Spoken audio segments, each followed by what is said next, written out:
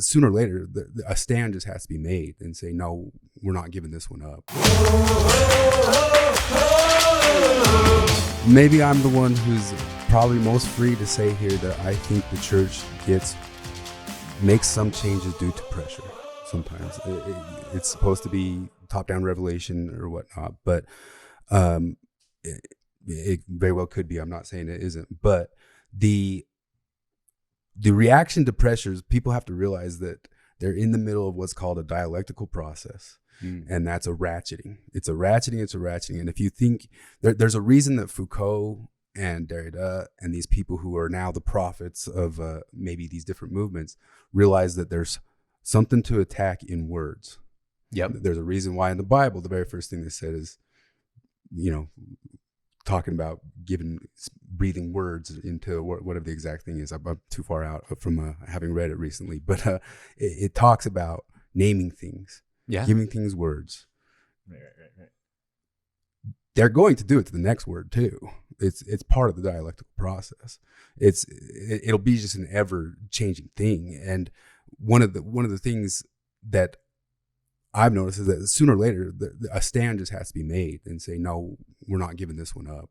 Like, we're going to be this, we're going to say what this word means. We're owning it, and you don't get to take it. Do you know what I think it is, though? I think that word is going to be Jesus Christ. Exactly. Because first off, I agree with you that it's liberationism, that it's a process of poaching words, and they're stealing words. Well, and by the way, you know how you say that you love my phrase that the anti-Mormons don't end up refuting scripture, they only fulfill it. It literally says in the last days, good will be called bad will become good. They've changed the meaning of tolerant. They've changed the meaning of every single thing in the dictionary. Okay. And so this is what I think is going to happen. I'd say Jesus Christ is the exact word you don't want mixed into the dialectical process. No, if you watch Quick's most recent episode, he kind of gets into that they're changing it into liberation theology. No. I think that's exactly what's going to happen. That is the false Jesus that's being set up. Is this liberation theology Jesus, right? Who never tells you to repent, just says love you as you are. But what I'm saying is the way they co-opted Mormon, now they'll co-opt Jesus Christ. Well, hold on. This. Okay, I'm literally. So you just blew my mind. No. But hold on. No, I think I'll let you say what you got, but I have a direct response to this. Okay, I'm responding as well. Yeah, I think, Chris, you're right. They're going to try and co-opt Jesus, but that will be literally the fulfillment of scripture and the last stand. Because Russell M. Nelson said something very interesting.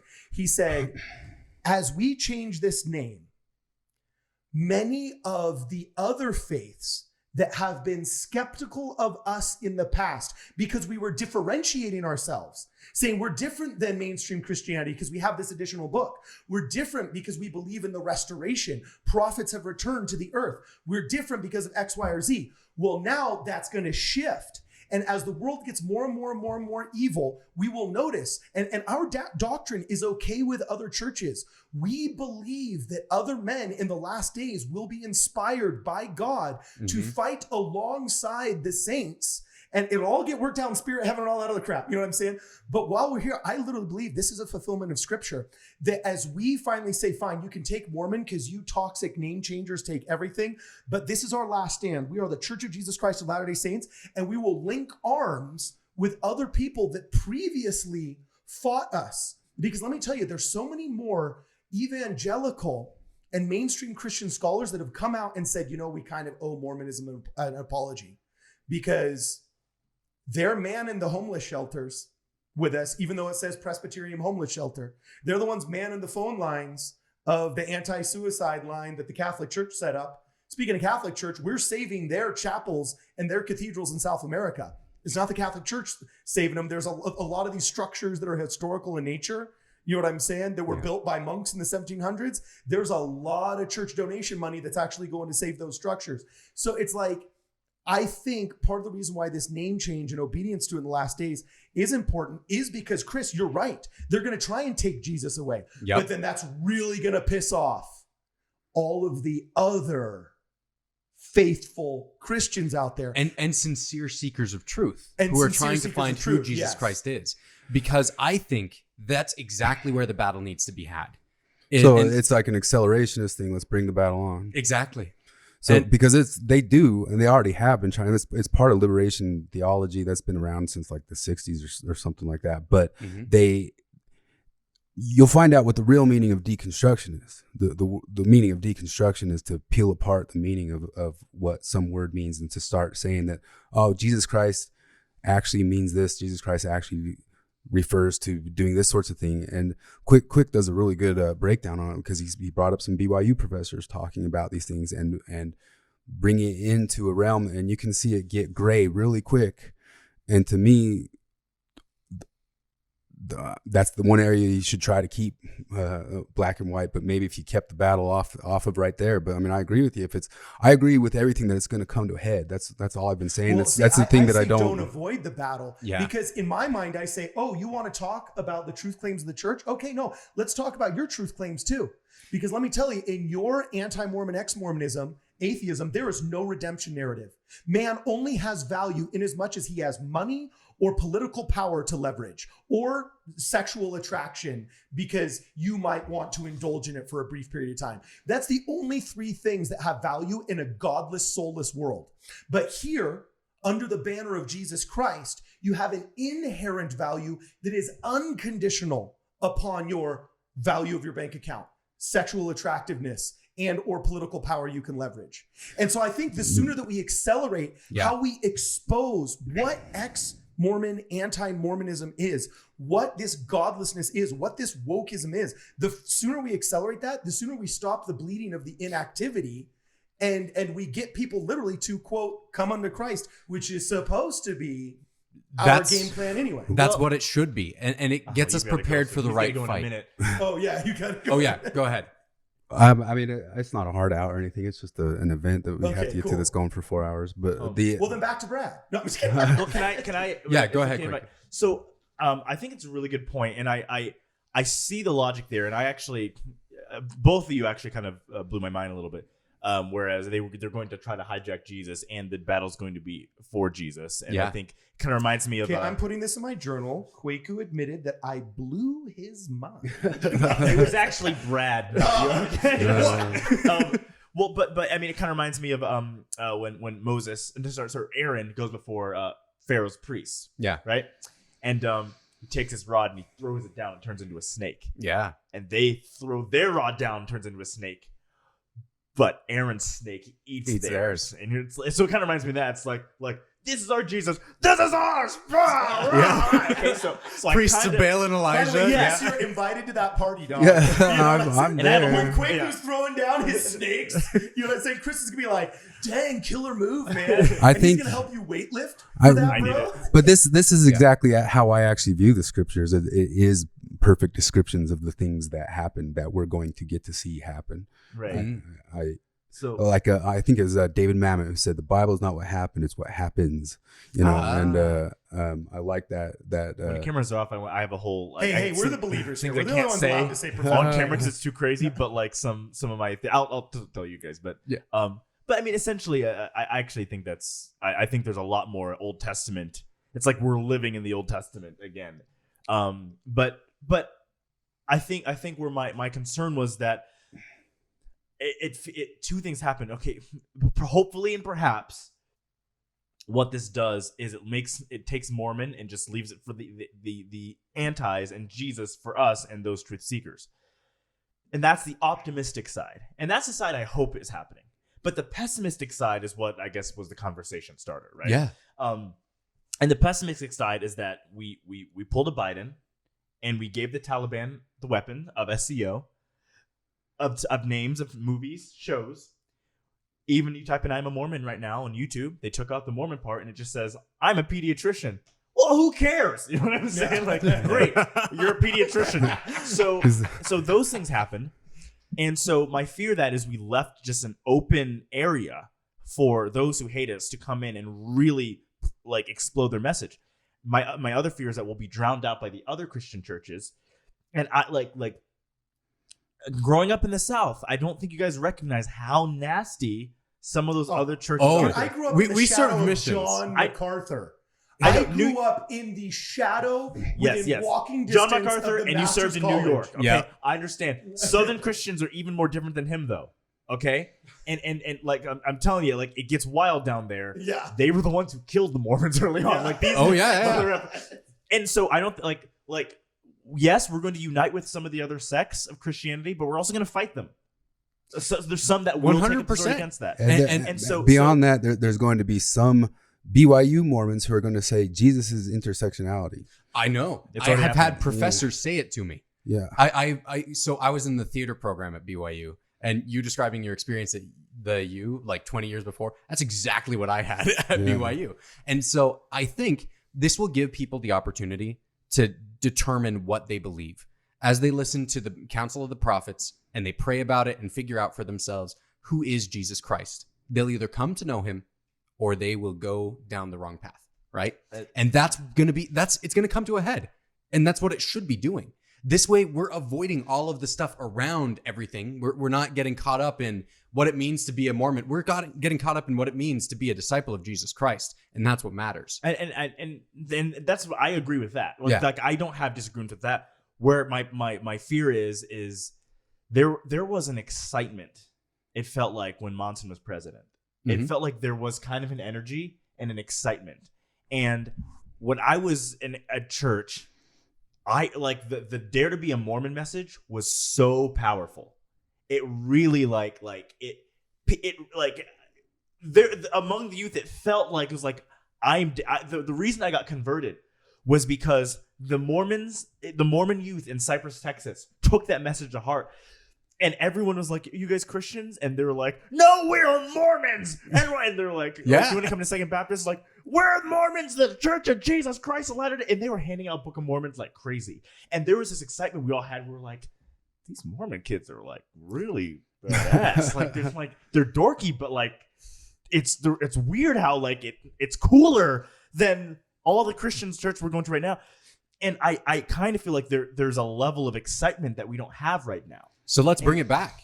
We should have that same level of excitement for the restored gospel of Jesus Christ. Okay, and I think that's what we're here to do in our podcast. And I hope. And so that's why, I mean, like I'm all in, obviously, but there is a little bit of a fear that some people have that isn't expressed. And there is a kind of Then get the perfect love that casts out all fear and follow Jesus, bro. No, you just got evangelical youth bastard. Yeah, but I'm gonna. It's not a fear as an afraid. It's a fear as a pessimism or a worry or I can see that happening, and we have been getting our butts kicked online ever since we left. We were getting our butts kicked online before. Well, not in general, we were doing better. SEO through Google. Like Wikipedia, for example, we were getting our butts kicked.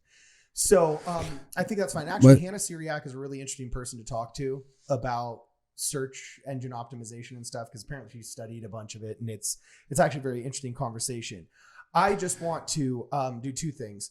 Wrap up this part of the convo, you know what I'm saying? So we can go on to another podcast, and also so we don't make our wonderful guest here late for his date with his gorgeous Latina. He was bragging about earlier. Yeah. Whoever you are out there, he was bragging about you. He's a keeper. You got to hold on to him. She's going to kick my butt. She is a Latina girlfriend. So she's a Venezuelan refugee. So I have a little bit more to talk about how all this stuff can mess up dude, the Venezuelans. World. Dude, Cubans and Venezuelans are some of the most ardent anti-communists out there because they've been underneath the boot of them, dude. With these stupid blue hairs at Utah. Like, dude, my Cuban grandfather, we're talking, my father remarried a Cuban model from La Habana. He was sentenced to death by Fidel Castro. Jeez. For writing a column about how communism would destroy Cuba under the Batista regime. Straight up sentenced to death, imprisoned for 6 or 7 years before he could escape and come with only the clothes on his back to the United States. So it's like, they'll talk to you all about where this wokeism leads, John DeLay. Oh, yeah. So anyway. So back to Chris. Yeah, back to Chris. So if I just wrap it up, I mean, I guess I understand because I'm almost on the same page. The stuff's just all going to come into head, and maybe there's no fight, and you just got to wait for that thing to happen. But in my view, I've seen over the years the dialectical process happen to the church, and it seems like they're just giving to pressures from places like the internet, and one of those things might be the name or something like that, or backing off the Boy Scouting program, or backing off of baseball, or backing off of these things that were really cultural, in my youth, culturally important things that kept people gelled together. And I know from the left, if you study the new left, if you study those things that were actually there that you didn't mention at all in the Benson podcast, John DeLynn, that they centered their ideas, the Maoist ideas, around Gramsci. Gramsci is a guy who said, attack the culture, attack the culture, attack the culture. To me, it seems like over time, there's been ground given on the culture. Now, somebody like me who kind of waits to see, maybe I'm looking for the beacon on a hill.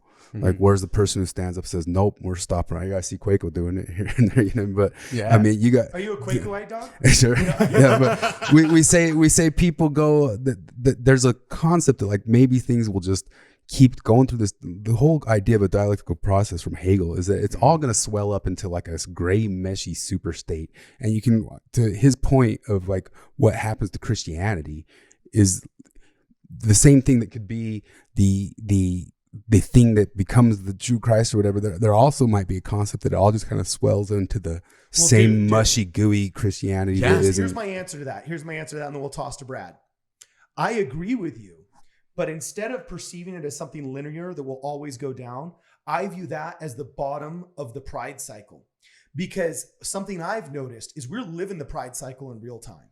And I think American society, and also especially Restored Church of Jesus Christ of Latter-day Saints Society, is putting the internet. See how you have to say it with a smile? Oh, yeah. You see how you didn't even say it naturally? We're gonna figure that one out. But for the time being, the restored gospel, dude. That's the easiest way to Zion. Also, you can get yeah. Zion. Okay, so for those of us in Zion's culture, okay, I think we're finally putting the internet in its proper place.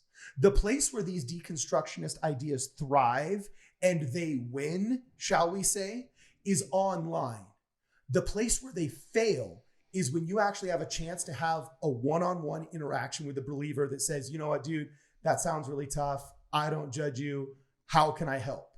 You immediately dispel the lies of what John DeLynn says about you when people meet you. Every time people meet us, they're like, holy crap, you're completely different than how you're perceived online. And the world is maturing. The internet only came out in 1996. And we used to be so afraid, but you know what? People are surviving cancel culture now. People are being told they're canceled. And then just like in that movie with Brendan Fraser and Elizabeth Hurley as the devil, Bedazzled, I think it was called. The guy in the jail smoking a cigarette says, you know, the devil can't take your soul because it wasn't his to give, or whatever. It's like, you belong to God, you know? And so it's like, we're finally realizing in a real way, not just in a cute, trite way, we're finally realizing the internet is not real life. John DeLynn is a paper tiger.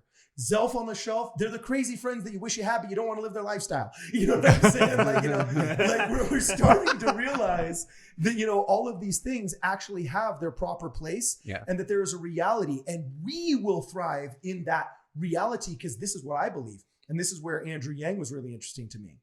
As the world goes more digital, and as we go more social online, we have less human interactions. Some of the most well-adjusted people on earth are Mormon youth. Restored Gospel of Jesus Christ members, whatever we're going to call them. Gen Zers in our church have had more human interactions and have a better capability of just going up and talking with somebody, being salesmen as a job, having positive interactions on the phone, because they've been forced by going to church every Sunday into having actual real human interactions. And at the end of days, I think that's going to be one of the biggest parts of the PR battle. And this is one of the reasons why I really like this moniker for Satan as the prince of the power of the air. It's because ultimately what looks like powerful and really, really big and scary is kind of ethereal. There isn't much to it when you actually have the rock of Jesus Christ as your bastion, right? And so I really think that as we get this dialectical process down, just like you're saying, there's the fear that it could be the gray whatever mess that redefines Jesus entirely. And maybe that's going to be what it happens. Or come out of it. Yeah, or we come out of it victorious, right? And I think I know which direction we're going to head. I don't know how it's going to go down for everybody individually. Next podcast, what guns we should be hoarding and what ammunition we should be storing in preparation for the apocalypse. Kwaku, go. No, sorry, I know. I've got it. I know. Kwaku and Chris, wrap it up. Okay, so what you said, Brad. And by the way, I have a lot more faith than I'm sounding like right on the subject. But you got to get a conversation started, right? Yeah, so you yeah. have to you kind of have to play into the negativity.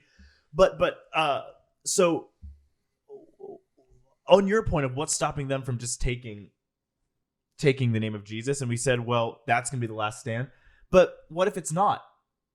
Because I mean, if we're going to continue with this process, like I said, Jesus wasn't his real name, and when the gospel became, I'm sounding woke here, I'm not trying to do just historical, became more Europeanized, what did they decide? They decided that Yahweh should be called God, as in Guden, as in Odin. Did you guys know that's where God comes from? The word, it's Germanic, coming from Odin. Fun fact. Yeah. Well, because they're also some of those prolific translators of the right. works. Yes. I understand. Okay. Just let me finish. But also, what does that also mean? It also made God into ethereal, immaterial, Trinitarian, transcendent, borderless. So, I mean, when we're getting into the weeds, the issues other Christians do have with us is the fact that our early prophets said that their God didn't exist. We said it was. I mean, it's immaterial nothingness. So, dude, but we are just on that point. Okay. So many people I talked to on my mission who were members of the Baptist church or any other evangelical church. Pulpit and pew are different. Yeah, right. They believe Jesus Christ was bodily resurrected. They believe God has a body. They believe these things. They know these things. God the Father we're talking about. Yeah. They even had that. They were like, oh yeah, that perfectly makes sense to me. Because a lot of the new Christian youth don't, because they're now being told that. They're being taught because the double down, when you have to double down against Marxists, you double down in your own Lutheranism, your own Calvinism, and so they're going more into that apologetic world, and they're doing it in a spunky, fun way. And so my fear is, though, what if the classical American Western Christ that we're saying we're fighting, this is the last stand. What if it's not, because that's not there's even too much baggage with that. You know what I mean? I think that we're going to strip that baggage away. I think that we're going to come closer to knowing who Christ actually is. And that, are we going to literally start saying Yeshua again? I don't know that we'll necessarily need to. It's like the same thing as Peter, James, and John. Like James's name was actually Jacob, right? Like there's a bunch of stuff that just for convenience's sake. And I think language can change in a way that's fine. And then there are ways that it can be manipulated to try to hurt people. Like, I'm saying that's Satan's game the whole time, is redefining words. And that's, maybe I didn't phrase it correctly, but that's what I'm saying. What I'm saying is, when we Europeanized Christianity, we changed words, and that changed doctrine. But we also brought it back with the church, right? Like you have, as the church tries to figure out like Adamic back in the day, and they're like God's actual name, right? And they get down to these things. I think it's okay for us to use the signifiers of things like God to talk about him. But after Benson, we did pivot and try to be like other Christians a lot. And we have been once doing again, that's a cultural problem, not necessarily a doctrinal one. I know, but I'm wondering, are we leaning into that? I'm saying that's what I'm trying to get to. You know what? Church PR department, that's a good question. Kwaku's asking, are we leaning into that? We demand an interview with the prophet of God right now. Calling the prophet a religious world leader instead of the prophet in some of our articles, and saying we're global citizens. And language like this doesn't make me think we're trying to be unique and building Zion. It makes me think we're trying to be just nice people. If you're suggesting that the Gen Xers... I'm just going to say, it enables us to reach out to more people. We have people who are looking for that type of language who will then learn what we're saying and what we're really saying. Because the gospel, I'm seeing this both ways. At first, I agree with Kwaku. You have to own it. If we believe in prophets, you got to call him the freaking prophet. But at the same token, I thoroughly believe that the gospel will be preached to every man in his own tongue. Yep. And if you are a North American who is used to taking people seriously that are the presidents of organizations, then sometimes calling him the president of the Church of Jesus Christ of Latter-day Saints is a way of preaching the gospel to a man in his own tongue. The same way that Paul preached the gospel by taking Greek myths and saying, here's the truth that you have in it, right? We build on whatever truth is there. And we start with where we agree. So Yeah, it's all a build back better process. Exactly. You see, it will. Those three words scare me. Those three words scare me. So I don't know. So I can see both, but I do think this is a concern that I feel like that isn't vocalized that much, but it is a concern a lot of people have. And you can't deny what you see in real life. And I have seen a major lack of excitement. And maybe that means it's our job to bring it back. Yeah. To build it back better. No, but you can't deny, and there is an issue. And when I just see so many Gen Z going inactive and leaving the church, it seems like in big numbers. And what's doing that is more so with Gen Xers and millennials, dude. I got a lot of hope in Gen Z, bro. They're so much more into like, they save more money financially. They're more responsible. They're all astrologists. They all got tarot they're cards. All into they're all manifesting, mystics. You know what I'm saying? No. Gen Z is easy to bring back, but because they see the failure of atheism, which is it's the Jesus Christ of atheism is woke culture, and it sucks. So in the rejection of that, they might be actually attracted to the real deal. So anyway. Yeah, anyway, that's just my thoughts. So. Go ahead, you always have to be aware now, though, that the devil side of it is trying to co-opt Jesus. There's not going to just be the Jesus side of Jesus. There's going to be people using it for their ends and their means and that type of thing. And it's not that much of a different process than you're talking about looking at like a global scale. Like I'm saying, that Build Back Better thing. If you look at that whole entire thing, it's people pushing towards trying to mesh all the governments into one big blob of government, and something that just works for everybody and is the great big super state, the super state that works for everybody, the Hegelian end. Maybe the whole entire thing, you can think by the end of the whole entire thing, that's Jesus or something like that. That's actually kind of some of the, maybe the theories of Marshall McLuhan and that type of stuff. But